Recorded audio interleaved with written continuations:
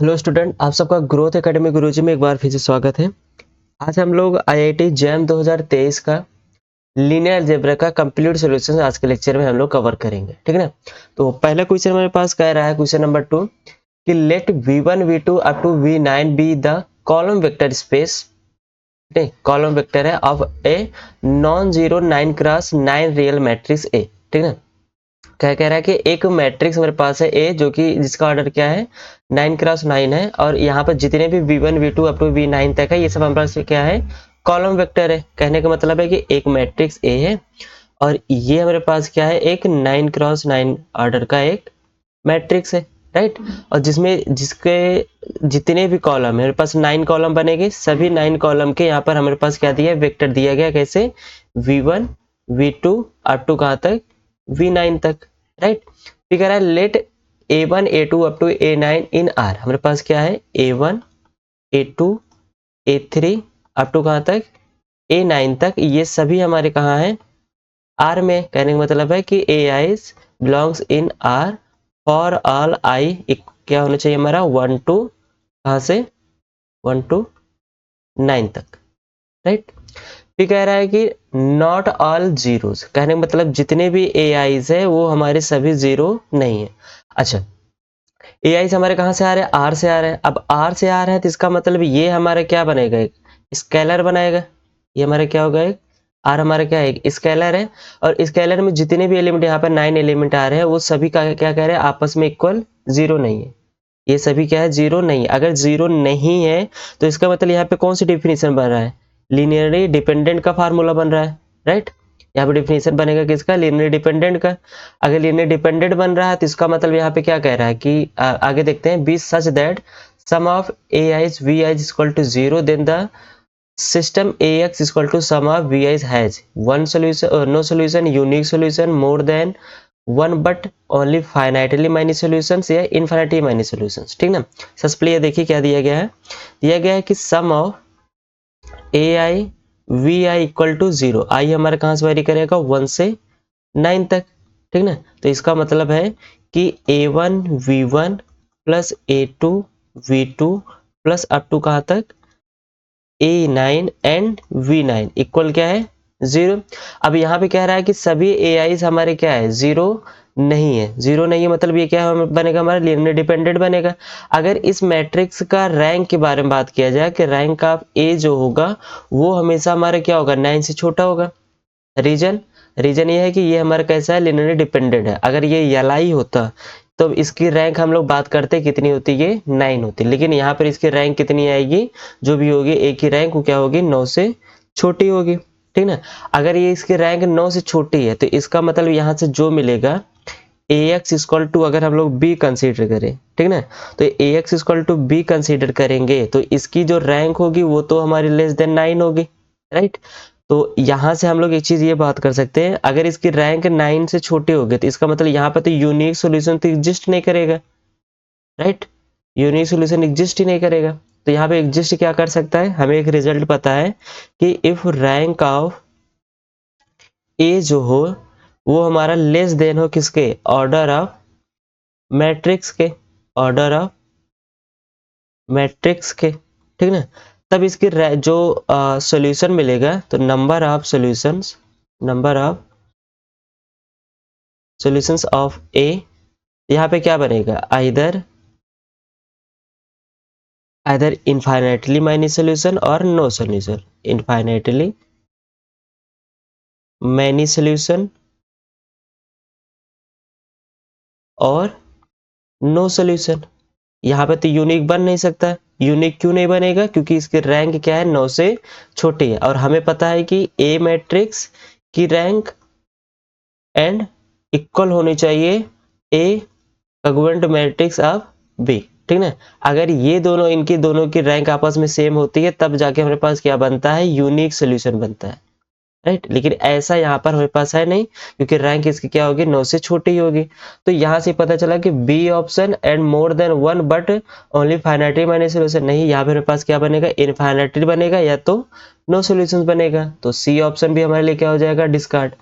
बचा हमारे पास क्या है, ए एंड डी ऑप्शन। चलिए अब यहाँ पे एक रिजल्ट देखिए, कि रिजल्ट क्या कहता है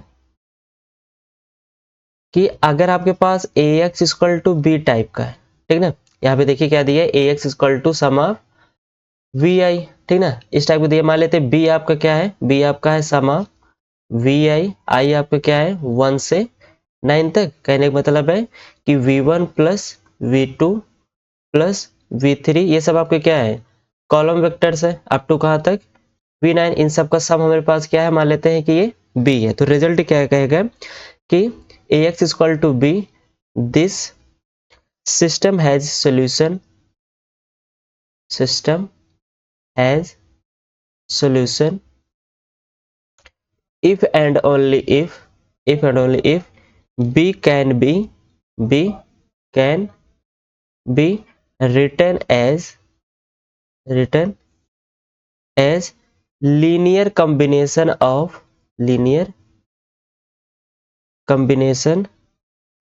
columns of a, ठीक ना। अब यहाँ पे जो हमारे पास v1 से v9 तक थे ये सब हमारे क्या है, कॉलम वेक्टर है किसके, मैट्रिक्स ऑफ ए के। और यही सेम चीज का सम हम लोग क्या माने, b माने। तो ax इक्वल टू हमारे पास क्या है, सम ऑफ कॉलम वेक्टर्स, राइट। तो इसका मतलब इसके पास तो सॉल्यूशंस मिलेगा। क्या कह रहा है, this system has a solution, इसके पास सॉल्यूशन एग्जिस्ट करेगा, ठीक ना। क्यों, इफ एंड ओनली इफ की कंडीशन है कि b can be written as linear combination of column of A. इसका मतलब यहाँ पर हमारे पास सॉल्यूशंस तो मिलेगा, नो सॉल्यूशन वाली कोई कंडीशन है ही नहीं, तो ए ऑप्शन डिस्कार्ड हो जाएगा, ओनली डी ऑप्शन हमारे पास क्या हो जाएगा, करेक्ट हो जाएगा, राइट। तो आई होप ये क्लियर होगा। नेक्स्ट क्वेश्चन देखते हैं।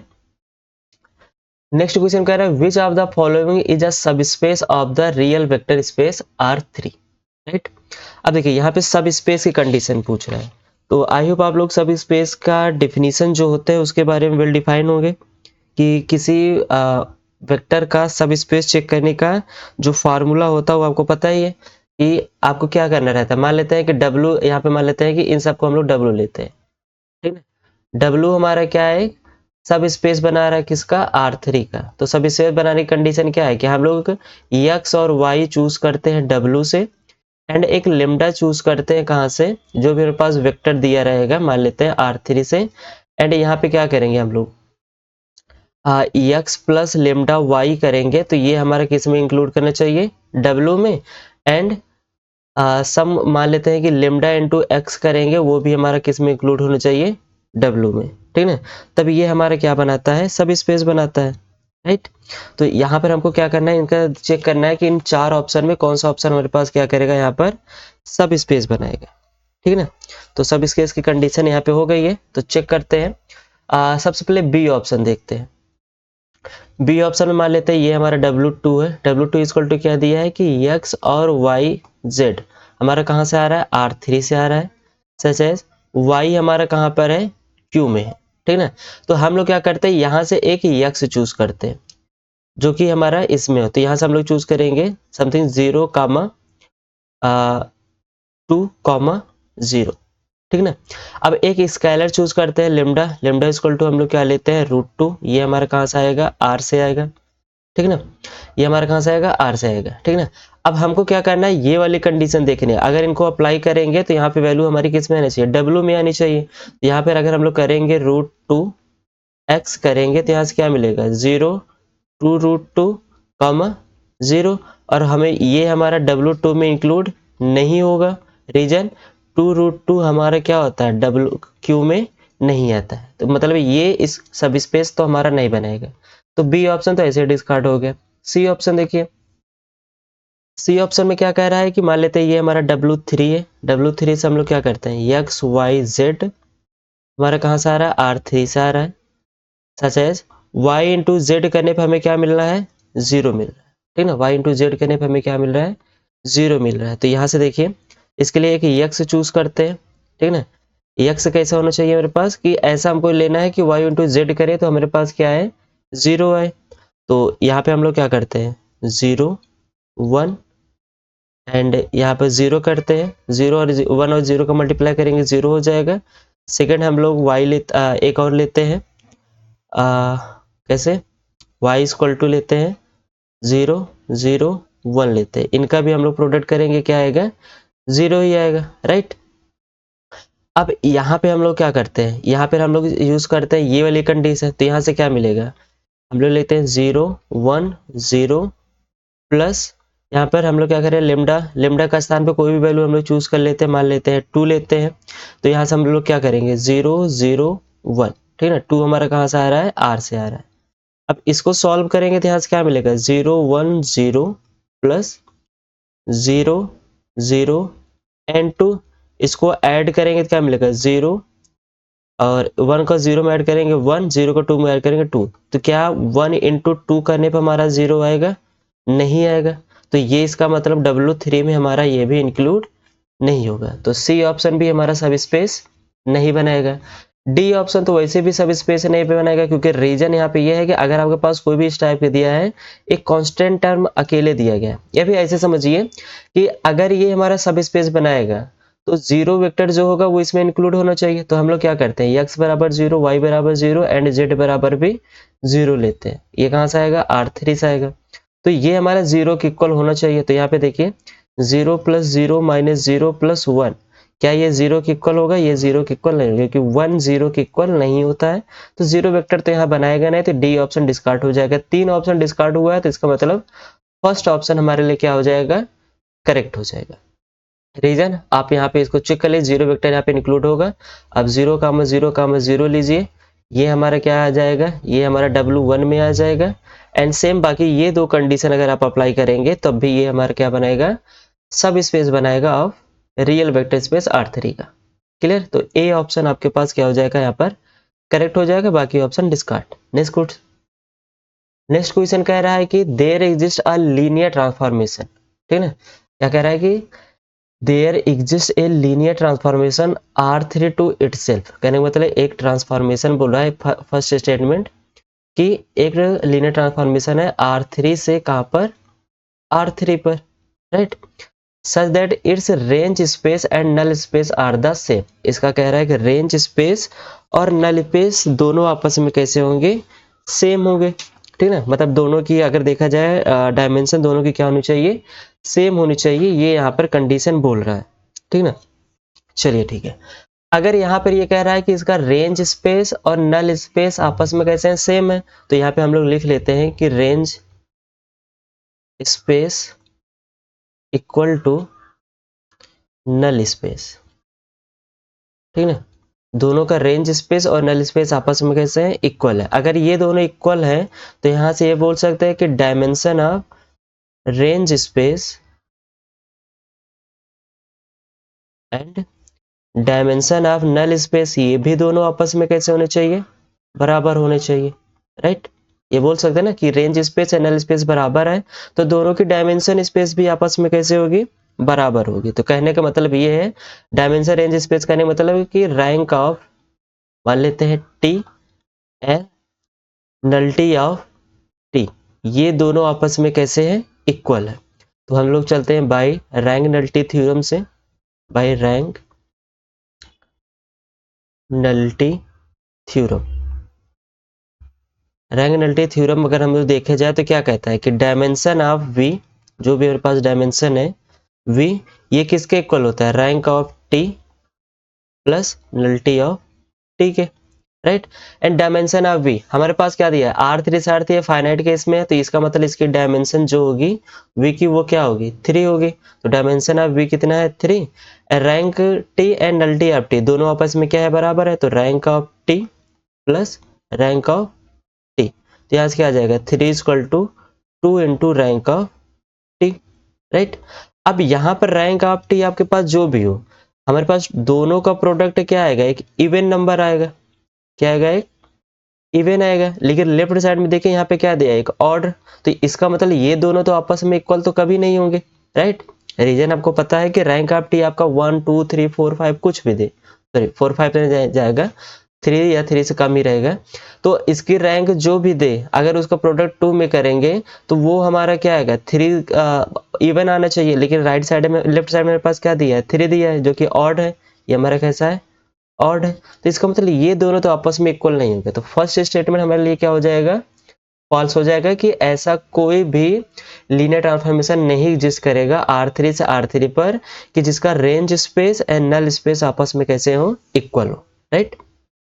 सेकंड स्टेटमेंट देखिए, सेकंड स्टेटमेंट में क्या कह रहा है कि there exist a linear transformation from R2 से इटसेल्फ, ठीक है, एक ट्रांसफॉर्मेशन बोल रहा है R2 से R2 पर, ठीक है। कह रहा है that is range space and null space are the same, ठीक है। तो इसका रेंज स्पेस और नल स्पेस आपस में सेम है। तो हम लोग यहाँ से चलते हैं, कहाँ से, अगर हम लोग यहाँ पे देखा जाए बाई रैंक नल्टी थ्योरम से डायमेंशन ऑफ वी जो होगा वो rank of T plus nullity of T के इक्वल होगा, ठीक है ना।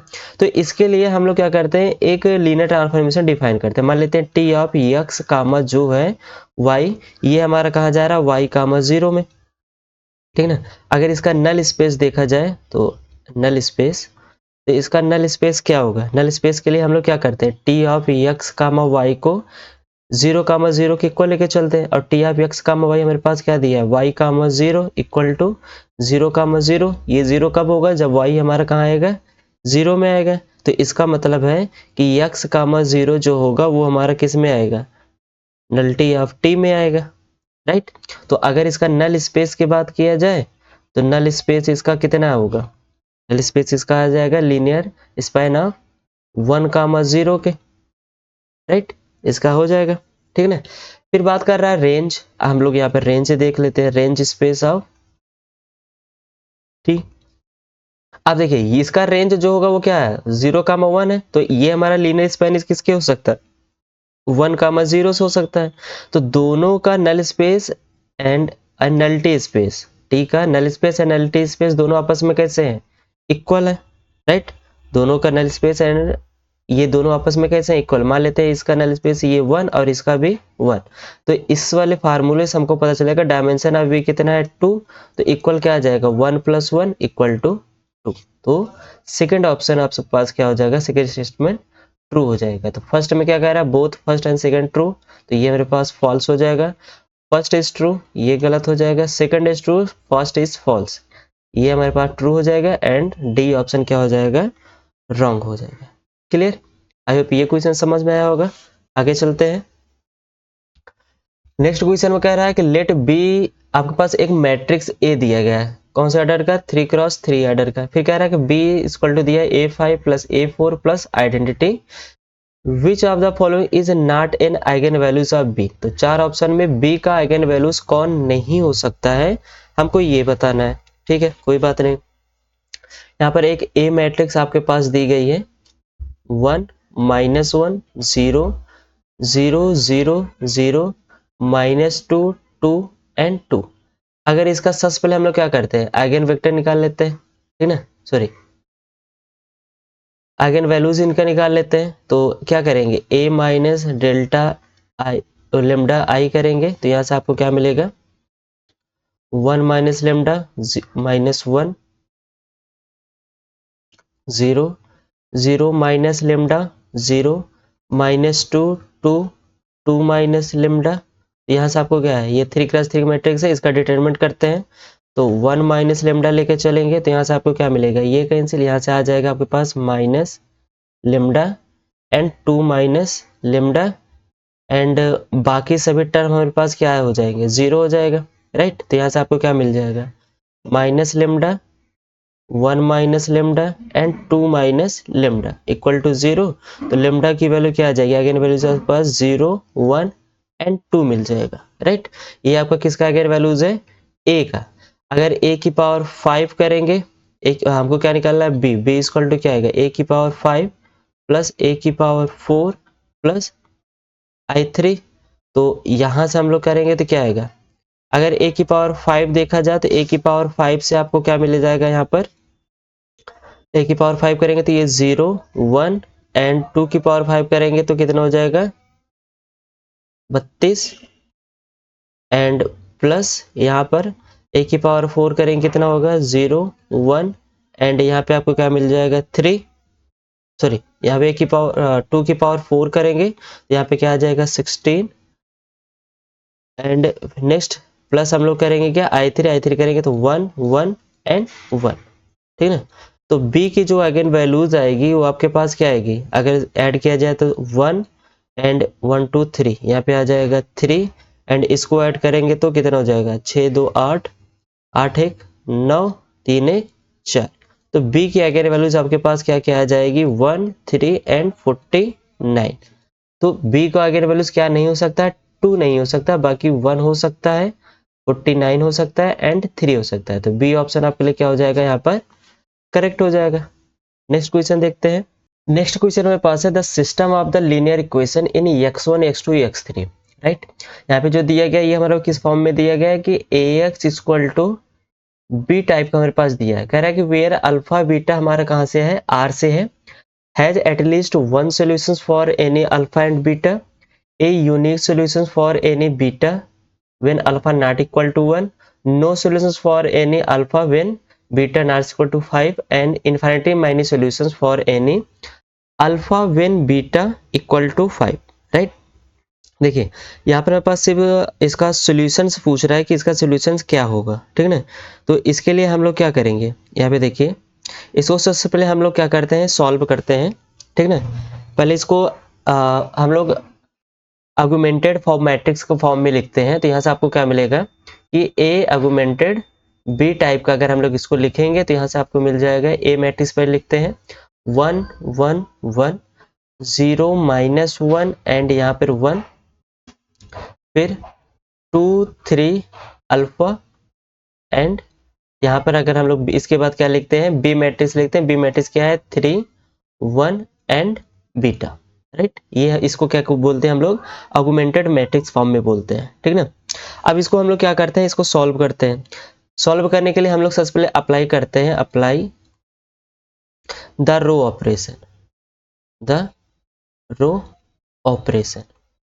इसमें क्या करेंगे हम लोग, इसमें हम लोग सबसे पहले R3 को रिप्लेस करेंगे, किससे, R3 को रिप्लेस करेंगे कि R3 -2 R1, R1 में 2 से मल्टीप्लाई करके उसको R3 में हम लोग सब्ट्रैक्ट करेंगे। तो यहाँ से आपके पास मैट्रिक्स मिल जाएगी 1 1 1 3 0 -1 1 3 सॉरी 1 2 में इसमें मल्टीप्लाई के यहाँ से सब्ट्रैक्ट करेंगे, यहाँ पे 0 आएगा, यहाँ पे 1 आएगा एंड यहाँ पे क्या आएगा अल्फा -2 एंड यहाँ पे आ जाएगा बीटा -6। क्लियर, ये मेरे पास आ जाएगा। इसके बाद फिर से हम लोग क्या करते हैं अप्लाई करते हैं कि R3 को हम लोग रिप्लेस करते हैं किससे, R3 प्लस R2 से, ठीक है। तो यहाँ से आपके पास क्या आएगा, फर्स्ट वाले रो में हम लोग कुछ नहीं कर रहे हैं, इसको ऐसे ही रहने देते हैं एटलीस्ट। तो यहाँ पे क्या आ जाएगा 0 -1 1 और यहाँ पर 1 एंड इसको ऐड करेंगे तो ये 0 होगा, यहाँ पे 0 होगा एंड यहाँ से क्या मिल जाएगा आपको अल्फा -1 एंड यहाँ पर बीटा -5। राइट, ये हमारे पास क्या है 3x3 की एक मैट्रिक्स है, ठीक ना। अब हम लोग आ जाते हैं फर्स्ट ऑप्शन में। फर्स्ट ऑप्शन कह रहा है कि a at least one option sorry one solution for any alpha and beta, ठीक है ना। तो देखिए सबसे पहले एक चीज ये समझ लीजिए कि यूनिक सॉल्यूशन कब बनता है। पहले हम लोग इसको समझ लेते हैं कि यूनिक सॉल्यूशंस कब बनता है। अगर हम लोग यूनिक सॉल्यूशन की बात करें, ठीक है ना, तो यूनिक सॉल्यूशंस के लिए क्या होना चाहिए कि रैंक ऑफ ए इक्वल होना चाहिए rank of A augmented B और इक्वल टू n होना चाहिए। अगर ये तीनों आपस में इक्वल हुआ तब हमारे पास क्या बनेगा यूनिक सॉल्यूशंस बनता है, ठीक ना। फर्स्ट चीज। सेकंड हम क्या होता है कि इनफाइनाइटली मैनी सॉल्यूशंस के लिए करते हैं, यहाँ पे करते हैं इनफाइनाइटली मैनी सॉल्यूशंस कि इनफाइनाइटली मैनी सॉल्यूशन कब मिलेगा, तो अगर रैंक ऑफ ए जो है वो इक्वल हो rank of A augmented B और ये दोनों हमारा लेस देन होना चाहिए किससे n क्या हमारे पास मैट्रिक्स का जो भी ऑर्डर होगा, ठीक ना। थर्ड वाली कंडीशन बनती है नो सॉल्यूशंस की। नो सॉल्यूशन कब बनेगा, नो सॉल्यूशन तब बनेगा जब रैंक ऑफ ए जो होगा नॉट इक्वल टू होगा rank of A augmented B के, तब हमारे पास क्या बनेगा नो सॉल्यूशंस बनेगा, ठीक ना। तो हम लोग सबसे पहले यूनिक सॉल्यूशंस के बारे में अगर डिस्कस किया जाए कि यूनिक सॉल्यूशंस कब बनेगा। यूनिक सॉल्यूशन इस वाले कंडीशन में देखना है कि for unique solution, for unique solution. तो यूनिक सॉल्यूशंस के लिए हमको क्या करना पड़ेगा अल्फा -1 हमारा नॉट इक्वल टू 0 हो कहने का मतलब है कि अल्फा हमारा 1 के इक्वल नहीं होना चाहिए एंड बीटा हमारा कुछ भी हो, बीटा एनी बीटा, ठीक ना, और एनी बीटा और एनी बीटा। अगर आपके पास बीटा कुछ भी हो कोई दिक्कत है, लेकिन अल्फा आपका 1 के इक्वल नहीं होगा, तब आपके पास क्या बनेगा, यूनिक सॉल्यूशंस बनेगा। अगर इनफाइनाइटली मैनी सॉल्यूशंस के लिए देखा जाए,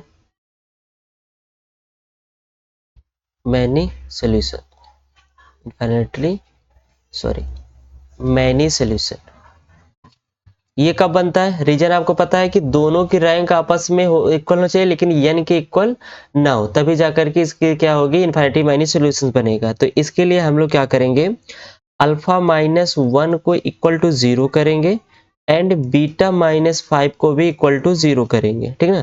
तो alpha equal to 1 and beta equal to 5 आएगा, तब हमारे पास क्या बनेगा, इनफाइनाइटली मैनी सॉल्यूशंस बनेगा, राइट। अगर नो सॉल्यूशंस में देखा जाए, अगर नो सॉल्यूशंस की बात करें तो नो सॉल्यूशंस में क्या होता है कि ये दोनों रैंक आपस में इक्वल होने ही नहीं चाहिए। तो इस केस में हमको क्या करना पड़ेगा, अल्फा -1 को इक्वल 0 करना पड़ेगा एंड बीटा -5 को नॉट इक्वल टू 0 करना पड़ेगा। कहने का मतलब alpha equal to 1 and beta not equal to 5 होगा, तब आपके पास क्या बनेगा, नो सॉल्यूशंस, ठीक ना। फर्स्ट ऑप्शन में कह रहा है कि at least 1 solution for any alpha and beta. आप कह रहा है कि एक एटलीस्ट एक सॉल्यूशन मिलेगा अगर अल्फा और बीटा आपके पास कुछ भी हो सकता है, ठीक ना। अगर हम लोग alpha equal to 1 and beta equal to 5 ले ले, तब हमारे पास क्या बनेगा, अगर फर्स्ट ऑप्शन के लिए ये वाली कंडीशन अप्लाई करें तब हमारे पास एक भी सॉल्यूशन नहीं मिलेगा, तो फर्स्ट ऑप्शन डिस्कार्ड हो जाएगा। बी ऑप्शन देखिए, a unique solutions for any beta when alpha not equal to 1। यहाँ पे देखिए यूनिक सॉल्यूशंस मिलेगा जब अल्फा आपका 1 के इक्वल नहीं होगा और फॉर एनी बीटा के लिए आपके पास यहाँ पर यूनिक सॉल्यूशन। तो बी ऑप्शन तो ऐसे करेक्ट हो गया। C option, no solutions for any alpha when beta not equal to 5। यहाँ पे देखिए नो सॉल्यूशंस कब बनेगा, जब अल्फा आपका 1 के इक्वल हो एंड बीटा आपके पास 5। यहाँ पे एनी अल्फा कह रहा है, तो इसका मतलब सी ऑप्शन डिस्कार्ड हो गया। D option, infinitely many solutions for मिलेगा for any alpha when beta equal to 5। Beta equal to 5 तो करेक्ट है, लेकिन एनी अल्फा नहीं चलेगा, सिर्फ अल्फा इक्वल टू 1 होगा तभी जा करके इनफाइनाइटली मैनी सॉल्यूशंस बनेगा। तो डी ऑप्शन भी आपके पास क्या हो जाएगा, डिस्कार्ड हो जाएगा। ओनली आपके पास ए ऑप्शन करेक्ट हो जाएगा। क्लियर। तो आई होप ये क्वेश्चन एकदम अच्छे से क्लियर होगा। नेक्स्ट क्वेश्चन देखते हैं।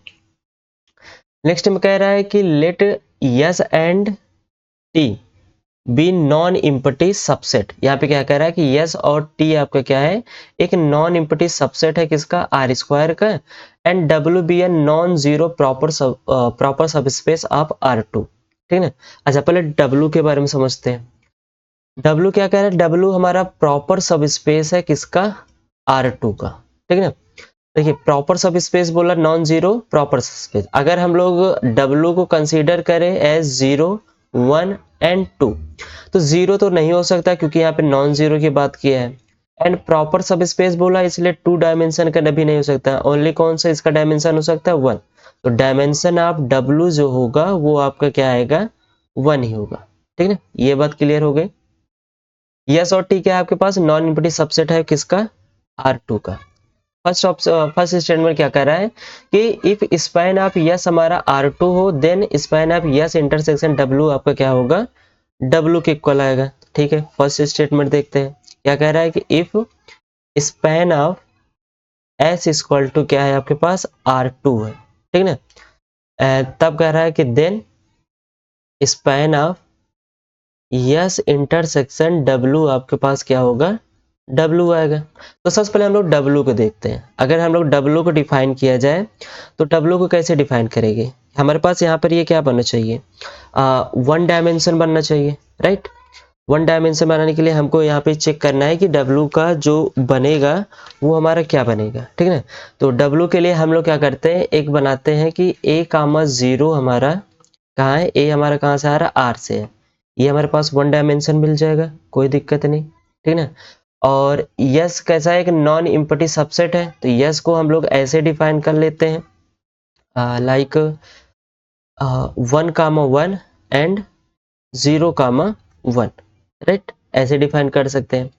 अब हमारे पास जो W है, W में सेकंड इंट्रीज हमारे पास 0 होनी चाहिए, फर्स्ट इंट्रीज हमारा A कोई भी R से आ सकता है, ठीक ना। तो अगर हम लोग यस इंटरसेक्शन W देखेंगे तो क्या इसमें कोई कॉमन होगा? नहीं कॉमन होगा, क्योंकि W में जो है वो लास्ट इंट्रीज हमारे पास 0, इसमें से कोई भी लास्ट इंट्रीज यस में 0 नहीं है। तो इसका मतलब ये है कि ये हमारा किसके इक्वल आएगा? फाई के इक्वल आएगा, ठीक ना। तो यहाँ से ये पता चल रहा है कि स्पैन ऑफ यस इंटरसेक्शन जो W होगा वो कभी भी W के बराबर नहीं आ सकता। तो फर्स्ट स्टेटमेंट आपके पास क्या हो जाएगा? फॉल्स। सेकंड स्टेटमेंट देखिए, सेकंड स्टेटमेंट क्या कह रहा है कि span of S union T equal to span of S union span of T, right. तो यस और टी हमारे पास कैसा है? सबसेट है किसका? आर स्क्वायर का। तो यस को हम लोग कंसीडर कर लेते हैं लाइक 1,0 एंड टी को कंसीडर कर लेते हैं लाइक 0,1। ये हमारा किसका है? R2 का स्पेस है, सॉरी सबसेट है, राइट। तो अगर हम लोग यस यूनियन टी करेंगे तो यस यूनियन टी में क्या आएगा? 1,0 एंड 0,1, ये हमारे पास आ जाएगा यस यूनियन टी में, राइट। अगर इसका स्पैन देखा जाए तो span of S union T जो आएगा वो हमारा क्या आएगा? R2 आ जाएगा, राइट। ये हमारा क्या आ जाएगा? R2 आ जाए। लीनियर स्पैन अगर देखा जाए यस यूनियन टी का तो हमारे पास क्या मिलेगा? R2 मिलेगा। अब हमें देखना, ये पता चल गया कि इधर वाला पार्ट हमारे पास क्या है? R2 है। हमें देखना है क्या ये इसके इक्वल होगा कि नहीं, ठीक है। ठीक है, अगर हम लोग थोड़ी देर के लिए मान लेते हैं कि span of S union T जो है वो इक्वल है span of S union span of T के, राइट। थोड़ी देर के लिए हम लोग इसको मान के चलते हैं कि ये दोनों आपस में कैसे हैं? इक्वल है, ठीक। तो अगर span of S union T हमारे क्या है? R2 है। तो R2 में एक एलिमेंट चूज करते हैं 1,1, जो कि हमारा बिलोंग करेगा span of S union T में, राइट। और यस यूनियन टी किसके बराबर है? Span of S union span of T, right. अब कोई भी दो एलिमेंट अगर यक्स हम लोग बोल रहे हैं कि यस यूनियन टी में है, तो इसका मतलब यस या तो यक्स या तो हमारा यस में होगा या तो यक्स हमारा किस में होगा? टी में होगा। ये कंडीशन यहाँ पे बन सकते हैं या दोनों में हो सकता है, राइट। राइट, ये कंडीशन बनते ना, यूनियन कंडीशन में ये तो है कि यक्स हमारा या तो यस में होगा या तो यक्स हमारा टी में होगा या तो यक्स हमारा यस और टी दोनों में हो सकता है, ठीक ना। तो अगर 1,0 हमारे यस यूनियन टी में मतलब और ये इसके बराबर है, तो इसका मतलब है कि 1, इधर 1,1 किस में होगा? स्पैन ऑफ यस में होगा, राइट। एंड अगर स्पैन ऑफ यस की बात कर लें, अगर हम लोग यस ये चूज किया ना, तो स्पैन ऑफ यस देखा जाए तो स्पैन ऑफ यस आपके पास मिलेगा कैसे? x,0, जहां पर x आपका कहां से आएगा? R से। एंड अगर स्पैन ऑफ t देखा जाए तो स्पैन ऑफ t आपके पास क्या आएगा? 0,y, जो कि ये कहां से आएगा? y हमारा R से आएगा, राइट। ये हमारा बन सकता है। अगर 1,1 हमारे स्पैन ऑफ यस में और यस हमारा दिखता कैसे है? x,0 and x in R, क्या ये कंडीशन यहाँ पे हो सकती है?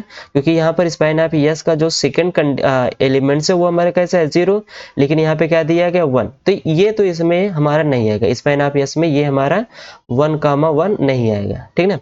अगर हम लोग बात कर लेते हैं दूसरा कि क्या पता 1,1 हमारा किस में हो? स्पैन ऑफ टी में, राइट। और स्पैन ऑफ टी हमारा कैसे दिख रहा है? 0,y टाइप का, और y हमारा कहाँ से आ रहा है? R से आ रहा है। और इसमें जो स्पैन ऑफ टी है, इसमें हमारे पास जो सेकेंड एलिमेंट है ये हमारे पास क्या है? 0 है, लेकिन यहाँ पर 1,1 हमारे क्या है? 1 है। तो इसका मतलब ये भी इसमें नहीं आएगा। तो इससे ये पता चलता है कि span of S union T जो होगा वो span of S union span of T के बराबर नहीं होगा। तो ये भी हमारे पास क्या आ जाएगा? फॉल्स। तो हमसे फर्स्ट ऑप्शन क्या आ रहा है? Both first and second are true, गलत। First is true and second is false, गलत। सेकंड इज ट्रू, गलत। First and second both are false. Option D आपके पास क्या हो जाएगा? करेक्ट हो जाएगा, राइट। आई होप ये क्वेश्चन समझ में आया है। नेक्स्ट क्वेश्चन चलते हैं। नेक्स्ट क्वेश्चन कह रहा है कि which of the following is a linear transformation. अब यहाँ पर लीनियर ट्रांसफॉर्मेशन, बहुत आसान ही क्वेश्चन यहाँ पे पूछा गया है कि ये हमारे पास लीनियर ट्रांसफॉर्मेशन बनाएगा कि नहीं बनाएगा, ठीक है ना। तो लीनियर ट्रांसफॉर्मेशन का रूल आप सबको पता ही है कि फर्स्ट ऑप्शन क्या दिया गया है कि टी आपका आर से आर पर दिया गया है। अगर ये लीनियर ट्रांसफॉर्मेशन है तो T of x plus y जो होगा वो T of x plus T of y के इक्वल होना चाहिए, राइट। एंड सेकंड क्या है कि अगर ये लीनियर ट्रांसफॉर्मेशन है तो टी ऑफ लेमडा एक्स जो होगा वो इक्वल होगा lambda of T of x के इक्वल होगा, तभी जाकर ये हमारा क्या बनाएगा, लीनियर ट्रांसफॉर्मेशन बनाएगा, राइट। तो यहाँ पे हम लोग चेक कर लेते हैं फर्स्ट ऑप्शन को, क्या दिया है, T of X equal to sine X, right. तो T of x plus Y करेंगे तो यहाँ से आपको क्या मिलेगा, sine X plus Y, right. And अगर हम T of x plus T of Y करेंगे तो यहाँ से आपको क्या मिलेगा, sine X plus sine Y. क्या ये दोनों आपस में इक्वल है, ये दोनों आपस में इक्वल नहीं बन सकते, तो इसका मतलब ये हमारा लीनियर ट्रांसफॉर्मेशन डिफाइन नहीं करेगा। तो फर्स्ट ऑप्शन तो ऐसे डिस्कार्ड हो गया, ठीक है ना। सेकंड देखिए, टी क्या कह रहा है बी ऑप्शन में कि टी आपका क्या है, 2x2 मैट्रिक्स, एंट्रीज कहाँ से आएगी, आर से आएगी, कहाँ पर, आर पर। और कह रहा है कि ट्रेस ऑफ टी ऑफ ए जो है वो इक्वल है ट्रेस ऑफ ए के। क्या ये लीनियर ट्रांसफॉर्मेशन बनाएगा, ऑफ कोर्स ये आप सबको पता ही है कि ये हमारी एक प्रॉपर्टी ही होती है कि ये हमारा लीनियर ट्रांसफॉर्मेशन बनाएगा। कैसे कि टी ऑफ अगर ए प्लस बी करेंगे तो trace of A plus B जो होता है वो इक्वल होता है trace of A and plus trace of B के। यहाँ से आपको क्या मिल जाएगा, trace of A plus trace of B, right. Sorry यहाँ पे हमारे पास ये होगा T of B, T of B, ठीक। तो ये तो फर्स्ट प्रॉपर्टी। सेकंड अगर हम लोग इसको भी अप्लाई करेंगे तो टी ऑफ लेमडा अगर हम लोग ए अप्लाई करेंगे तो यहाँ से क्या मिलेगा, ट्रेस ऑफ लेमडा ए, और आपको क्या मिल जाएगा, लेमडा ऑफ ट्रेस ऑफ ए मिल जाएगा, राइट। तो यहाँ से आपके पास ये मिल जाएगा, तो बी ऑप्शन तो आपके पास करेक्ट हो जाएगा। सी ऑप्शन देखिए, सी ऑप्शन कह रहा है कि टी आपके पास है R2 से R पर, और डिफाइन कैसे किया गया कि T of x comma y हमारा जो है वो x plus y plus one में हो, ठीक है। अगर ये लीनियर ट्रांसफॉर्मेशन है तो जीरो मैप जो होगा वो जीरो पे जाएगा, राइट। अगर हम लोग यहाँ पे ट्रांसफॉर्मेशन देखा जाएगा तो जीरो जो होगा वो कहाँ जाएगा, जीरो पे जाएगा। मतलब T of zero comma zero कहाँ जाना चाहिए, जीरो पे जाना चाहिए लीनियर ट्रांसफॉर्मेशन की कंडीशन में। तो यहाँ से हम लोग बोल सकते हैं T of zero comma zero कहाँ जाएगा, वन पे जा रहा है, जो कि जीरो के इक्वल नहीं है। तो सी ऑप्शन तो ऐसे डिस्कार्ड हो गया। बाकी आप लोग इस वाले प्रॉपर्टी से करेंगे तब भी ये हमारे पास क्या आएगा, डिस्कार्ड हो जाएगा, क्योंकि T of x plus T of Y करेंगे तो ऐड करेंगे तो ये वन वन कितना हो जाएगा, टू हो जाएगा, जो कि इसके तो इक्वल तो नहीं बनेगा, ठीक ना। तो दो तरीके हैं इसको सॉल्व करने का। तो सी ऑप्शन का डिस्कार्ड। डी ऑप्शन देखिए, डी ऑप्शन में हमारे पास पॉलिनोमियल दिया गया है, एट मोस्ट डिग्री कितनी चाहिए इसकी, 2 होनी चाहिए। डिग्री कितनी है इसकी, 2 है, ठीक है ना। और इसका कैसे डिफाइन किया है कि T of P of x जो है वो इक्वल है किसके, पी ऑफ वन के। इसको देखते हैं क्या ये लीनियर ट्रांसफॉर्मेशन बनाएगा कि नहीं, ठीक ना। तो यहाँ पे T of P of x plus Q of x करेंगे तो ये किसके इक्वल होगा, पी प्लस क्यू वन के।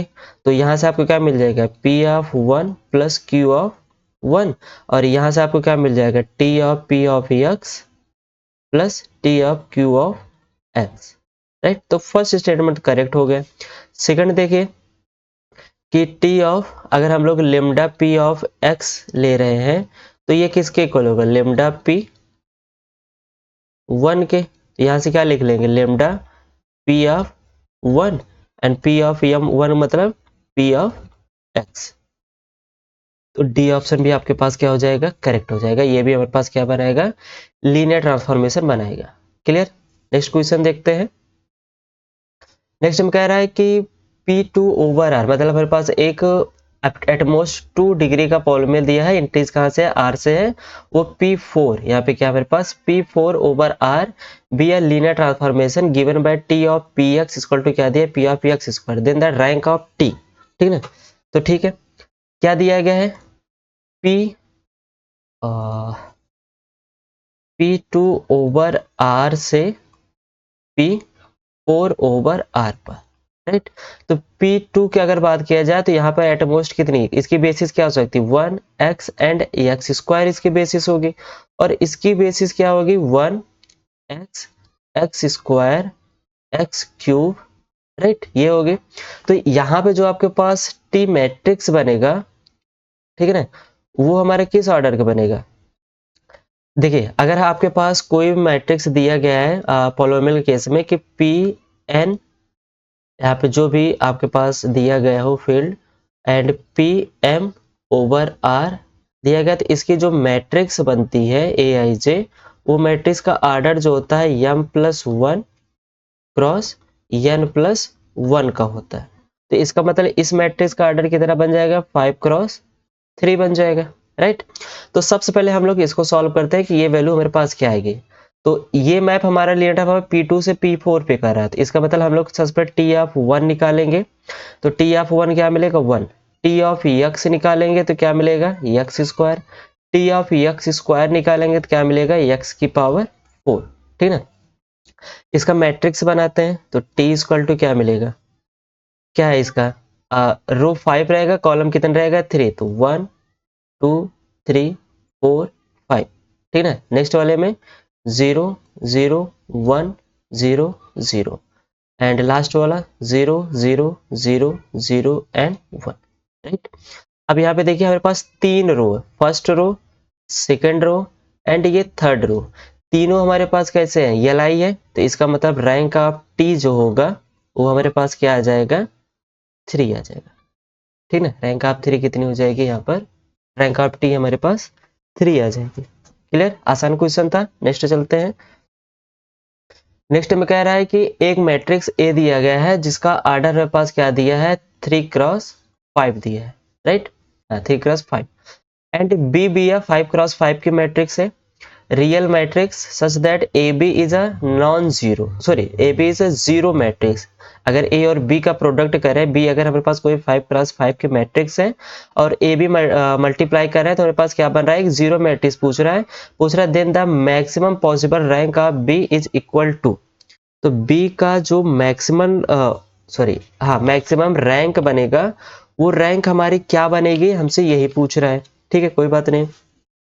ए मैट्रिक्स आपके पास यहाँ पे दिया गया, अगर ए मैट्रिक्स को हम लोग थोड़ा सा सॉल्व किया जाए, थोड़ा इसको आसान तरीके से बनाया जाए, तो कैसे बनेगा, हम लोग क्या करेंगे, सबसे पहले R2 को रिप्लेस कर रहे हैं किससे, R2 माइनस R1 से, तो यहाँ से क्या मिलेगा, 1 1 0 0 1, तो यहाँ सब ट्रैक करेंगे, क्या मिलेगा, 0 0 1 1 एंड 2, राइट। तो यहाँ पे क्या है, 1 1 4 4 एंड 4।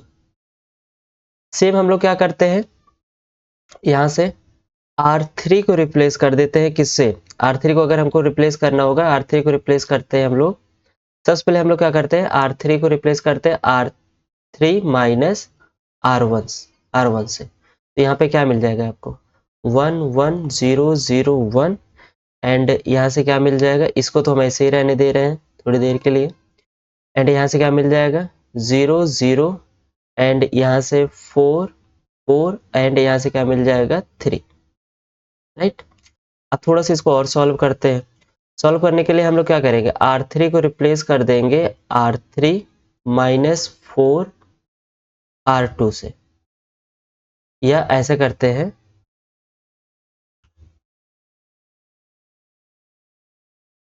R3 को रिप्लेस करते हैं 4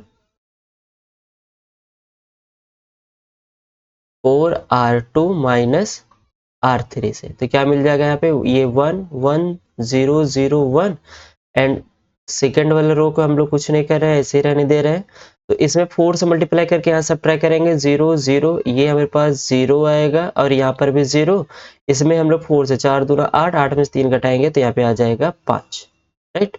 ये मेरे पास बन जाएगी मैट्रिक्स। तो ओवरऑल देखा जाए तो ए मैट्रिक्स हमारे पास क्या बन रही है, 1 1 0 0 1 एंड 0 0 1 1 2 एंड यहाँ पे बनेगा 0 0 0 0 5, राइट। ये मेरे पास क्या बनेगा, 3x5 आर्डर का एक मैट्रिक्स, ठीक। अब यहाँ पे मेरे पास 3 li रो दिया गया है, ठीक है। इसकी रैंक ऑफ ए कितनी होगी, रैंक ऑफ अगर ए की बात किया जाए तो मेरे पास क्या बन सकता है, 3 बनेगा, क्योंकि इसके पास 3 नॉन जीरो मेरे पास एलाइज है, ठीक ना। तो अगर हमको क्या देखना है, बी मैट्रिक्स देखा, बी मैट्रिक्स की पॉसिबिलिटी कितनी होगी। तो यहाँ से देखिए कि अगर हम लोग बात किया जाए कि the column matrix, sorry the column of B are in the null space, are in the null space of A, क्या होगा, जो भी बी मैट्रिक्स हमारे पास दिया उसका जो कॉलम होगा वो ए मैट्रिक्स का नल स्पेस के बराबर होगा, राइट। अगर नल स्पेस के बराबर है, क्यों, क्योंकि यहां से हम लोग बोल रहे हैं कि बिकॉज ए बी का प्रोडक्ट कर रहे हैं तो हमारे पास किसके इक्वल आ रहा है, 0 के इक्वल आ रहा है। अगर ये वाली कंडीशन यहाँ पे बोली है कि ए बी आपके पास प्रोडक्ट करे, वो हमारे पास क्या बना है, 0 मैट्रिक्स। और ये 0 मैट्रिक्स कब बनेगा, जब बी का कॉलम जो होगा वो ए के नल स्पेस के क्या होगा, बराबर होगा, ठीक है ना। तो इन दोनों का प्रोडक्ट आपस में कैसे आएगा, इक्वल टू 0 आएगा, राइट, इक्वल टू 0 होगा। तब यहां से हम बोल सकते हैं कि then dimension of column B, जो बी हमारे पास दिया गया है उस कॉलम ऑफ बी जो होगा वो कैन बी, क्या हो सकता है, can be at most the dimension of null space A, dimension of null space of A के इक्वल होगा, ठीक ना। तो बाई रैंक नलिटी थ्योरम से हम लोग ये बोलेंगे, रैंक नलिटी थ्योरम से कि रैंक ऑफ ए जो होगा प्लस नलिटी ऑफ जो टी होगी प्लस नलिटी ऑफ जो ए होगी वो हमारे किसके इक्वल होगा, एन के। तो रैंक ऑफ ए हमारे पास कितना मिला है, 3 प्लस नलिटी ऑफ ए हमारे पास क्या आएगा, नलिटी ऑफ ए हमारे पास आएगा इक्वल टू यहाँ पे 5। तो यहाँ से क्या मिल जाएगा, नलिटी ऑफ ए जो आएगा वो क्या आ जाएगा आपके पास, 2 आ जाएगा, ठीक है ना। तो नलिटी ऑफ ए जो है, नल स्पेस ऑफ ए जो है वो हमारा क्या होगा, dimension of column of B के इक्वल होगा, ठीक है ना। तो इसका मतलब यहाँ पे जो इसका maximum possible rank of B होगा वो हमारे पास कितना आ जाएगा, 2 आ जाएगा। क्लियर। नेक्स्ट क्वेश्चन देखते हैं। नेक्स्ट क्वेश्चन कह रहा है let W be the subspace of R3 over R, ठीक है ना। हमारे पास एक 3x3 मैट्रिक्स बोल रहा है कि इसी जिसकी एंट्रीज कितनी है, R है, consisting of all matrices with the property that the sum of the entries in each row is 0 and the sum of the entries of each row column of is 0। फिर dimension of W की पूछ रहा है, ठीक ना। यहाँ पे देखिए आपके पास एक W दिया जा रहा है जिसका क्या है, 3x3 मैट्रिक्स का है, और इसकी एंट्रीज कैसे आ रही है कि यहाँ पर A1 और A2 चूज करेंगे और यहाँ पे -A1 कामा -A2 चूज करेंगे, क्योंकि इनका सम कितना हो रहा है, 0 हो रहा है, ठीक ना। एंड सेम यहाँ पर B1 कामा B2 चूज करेंगे और यहाँ पे क्या आ जाएगा, -B1 -B2। एंड इसका कॉलम भी सम हमारा कैसा आ रहा है, 0 आ रहा है। तो कॉलम भी अगर इसका सम 0 आ रहा है तो यहाँ पे क्या यूज करेंगे, -A1 -B1 एंड यहाँ पे क्या आ जाएगा, -A2 -B2 और इसका भी सम, तो यहाँ से हम ले लेंगे +A1 +A2 +B1 +B2। इन सभी का इनका रो और ये कॉलम सभी का सम क्या आ रहा है, 0 आ रहा है। तो अगर यहाँ पे हम लोग देखा जाए ये सारी हम लोग 3x3 के मैट्रिक्स जो बना रहे हैं इसमें अननोन्स कौन कौन से है, A1 है, A2 है, B1 है और B2 है। तो डायमेंशन ऑफ जो W होगा वो कितना हो जाएगा हमारे पास, 4 हो जाएगा, राइट। इसकी डायमेंशन कितनी हो जाएगी, 4, ठीक है ना। ये हमारे पास यहाँ पे आंसर कितना आ जाएगा, ये 4। इसका एक और ट्रिक है, अगर आपके पास कभी इस टाइप का सवाल आए कि इसका sum of each row 0 and sum of each column is 0, तब डायमेंशन ऑफ W पूछे। तो मान लीजिए आपके पास ऐसा है कि ये हमारे पास n ऑर्डर का एक मैट्रिक्स है, इंक्रीज r से है, तब ऐसी कंडीशन में आप लोग क्या यूज करेंगे, n-1 इंटू n-1, राइट। अब यहाँ पे देखिए n इक्वल टू आपके पास क्या दिया था, 3 दिया था, क्योंकि ये हम 3 ओवर r के बाद पूछ रहा था। यहाँ से क्या आ जाएगा, 3-1 एंड 3-1, तो यहाँ से आपको क्या मिल जाएगा, 2 इंटू 2 इक्वल टू 4, तो 4 आपके पास क्या हो जाएगा, आंसर हो जाएगा। क्लियर। नेक्स्ट क्वेश्चन देखते हैं, आज का ये लास्ट क्वेश्चन है। कह रहा था maximum number of Li eigen vectors of the matrix. हमसे पूछ रहा है कि यहाँ पर maximum number of Li's eigen vectors कितने होंगे, ठीक ना। तो जो मैट्रिक्स यहाँ पे आपके पास दी गई है, इस मैट्रिक्स को देखिए, इसका ऑर्डर कितना दिया गया है, 4x4, राइट। ये मेरे पास कैसे दिया गया है, 4x4 का यहाँ पर आपके पास मैट्रिक्स दिया गया है, ठीक है ना। अगर हम लोग इसका, अगर इसको डायगोनल मैट्रिक्स मतलब ब्लॉक से देखा जाए, तो एक ब्लॉक ये बनेगा हमारे पास, मान लेते हैं ये एक मैट्रिक्स ए है, ये मेरे पास पी बनेगा ब्लॉक, और ये हमारे पास क्या बनेगा, क्यू ब्लॉक बनेगा। अगर पी ब्लॉक का कैरेक्टरिस्टिक पॉलिनोमियल देखा जाए, कैरेक्टरिस्टिक्स ऑफ पी, तो यहाँ से क्या मिलेगा आपको, x, राइट। इसका कैरेक्टरिस्टिक पॉलिनोमियल कितना होगा, x-3।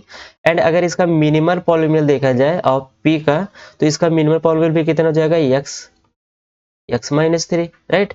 एंड अगर Q मैट्रिक्स जो आपके पास ब्लॉक दिया गया है, इसका कैरेक्टरिस्टिक पॉलिनोमियल देखा जाए, तो यहाँ पे क्या बनेगा, अगर इसका कैरेक्टरिस्टिक पॉलिनोमियल निकालेंगे तो यहाँ पे आ जाएगा आपके पास x-3 का होल स्क्वायर, एंड सेम इसका क्या हो जाएगा, मिनिमल पॉलिनोमियल भी हो जाएगा x-3 का होल स्क्वायर, ठीक है। तो ये तो हमारे पास P और Q, लेकिन हमको बात करनी है किस पर, A पे बात करनी है। तो अगर हम लोग कैरेक्टरिस्टिक पॉलिनोमियल ऑफ A देखा जाए, तो यहाँ से आपको क्या आ जाएगा, इसका कैरेक्टरिस्टिक पॉलिनोमियल आ जाएगा, जितने भी हमारे पास P और Q दिया है इनका प्रोडक्ट करेंगे तो x-3 का होल क्यूब, राइट, ये आपके पास आ जाएगा। एंड अगर इसका मिनिमल पॉलिनोमियल देखा जाए आप A का, तो इसका मिनिमल पॉलिनोमियल कैसे निकलते हैं, LCM of minimal polynomial of P and minimal polynomial of Q, right. तो यहाँ से इसका अगर हम लोग इसका और इसका एलसीएम करेंगे, तो एलसीएम में क्या आ जाएगा, x-3 का होल स्क्वायर, ये हमारा हो जाएगा मिनिमल पॉलिनोमियल ऑफ ए का, ठीक है। अगर हम लोग कैरेक्टरिस्टिक पॉलिनोमियल से इसका आइगन वैल्यूज निकाला जाए, eigen values of A matrix, यहाँ से आपके पास क्या मिलेगा, ए मैट्रिक्स का आइगन वैल्यूज क्या मिलेगा, यहाँ से लेमडा इक्वल टू आपको मिलेगा 0 एंड 3 टाइम्स क्या मिल जाएगा, 3 मिल जाएगा, ठीक है। तो अगर हम लोग लेमडा का एम जीएम की बात किया जाए, तो अगर हम लोग लेमडा इक्वल टू 0 लिया जाए, ठीक ना, तो इसके पास जो एम होगा वो हमारा क्या होगा, अर्थमेटिक मल्टीप्लिकेशन क्या होगा, 1, एंड जीएम भी इसके पास क्या आएगा, 1 आएगा, ठीक ना। इसका जीएम भी कितना हो जाएगा, 1।